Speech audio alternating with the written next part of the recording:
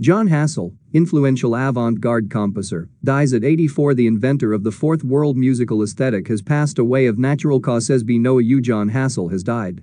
The influential American avant-garde composer passed away on June 26, as his family confirmed in a statement on Facebook Saturday night.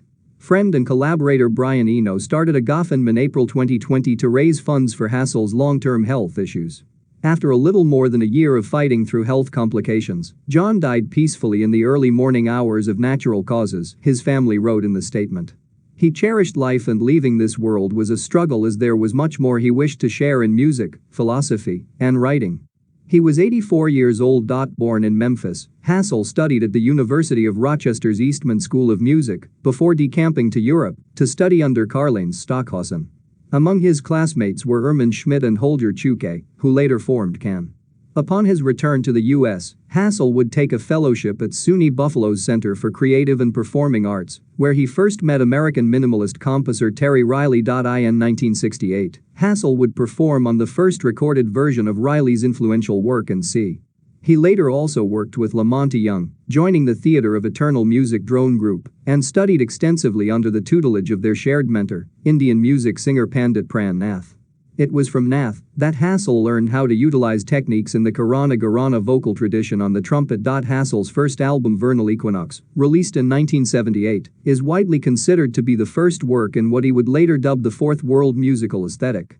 Hassell called it a unified primitive futuristic sound combining features of world ethnic styles with advanced electronic techniques, a combination of the first world and the third world that he also described as metaclassical and metapop.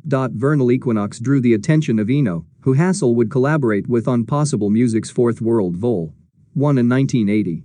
In addition to later collaborations with artists like David Sylvian, Peter Gabriel, and Tears for Fears, much of that decade saw Hassell further delve into the fourth world concept, one that has proven deeply influential to numerous genres of music.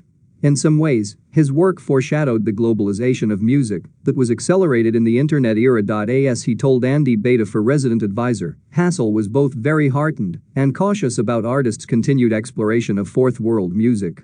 Now we're in digital la la land, taking a millisecond or a few milliseconds of something that's in the digital domain and making it into something else. There is no original anymore, he said.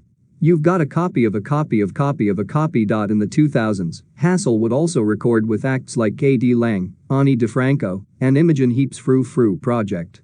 His last studio album Seeing Through Sound, Pentimento Volume 2, was released in